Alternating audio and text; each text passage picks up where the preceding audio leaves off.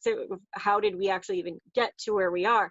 So I kind of think of when I think of the history of that, if we go back way back, before, 1,000 years, the easiest way to disseminate knowledge, and that's exactly what you're doing with media, is disseminating thoughts, ideas, and information, is it was very much top down.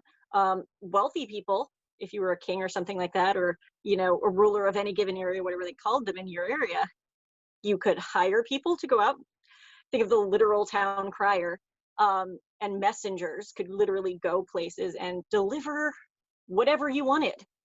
And for groups of people that it was very unusual for them to travel, vast distances, many people would be born and died in the same place and never go anywhere else.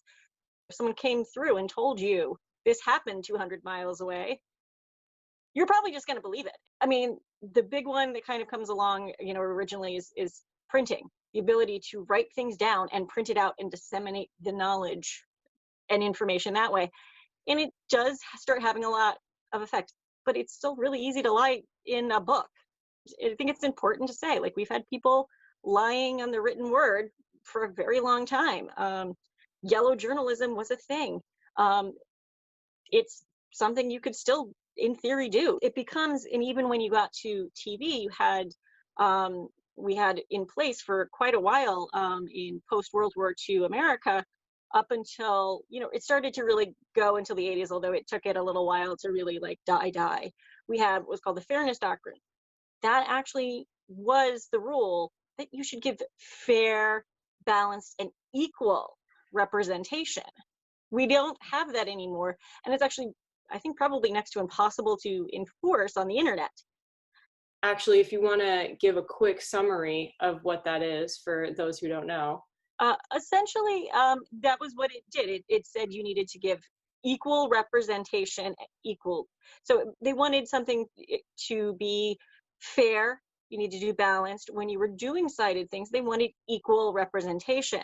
So equal time. So if you put on a very conservative senator who was arguing for a bill, you would then want to get yourself a liberal, maybe not even a senator, maybe a liberal congressman. It didn't have to be exactly equal on that sort of score, but then you could get yourself one of them, again, if someone who was in Congress that way, on the other side, to show up too. And then you were giving both sides of the story to your audience of why both sides disagreed on this bill. One might think it was a great idea, the other one probably didn't. But it meant that you got both sides of the story, at the very least, at the same time, usually. The Fairness Doctrine, whether you want to say that it was a good thing or bad thing for the government to tell broadcasters what they can broadcast. I do see both sides of the debate as to whether or not that does kind of come in the way of the First Amendment, even if it was something that could be regulated by our government. It wouldn't be everywhere. And so I think the main thing is to teach people how to spot these things for themselves. Yeah, it's a nice concept to say, let's apply something like that to the internet, but it's very hard to do it on a global scale. If a website's, somewhere in Eastern Europe or Northern Africa or China, it's kind of hard for the US to control it. But the question then is, how do we end up with only seeing one side? You touched on it a little bit when you were talking about how we got here and talking about the advent of kind of like TV news, and then when the Fairness Doctrine went away, that's when it became like two totally different news channels that you would watch depending on who you agreed with. And yes, it's sort of how you kind of, so you got things like Rush Limbaugh, and I think some people, the big liberal one that everyone knows is Rachel Maddow.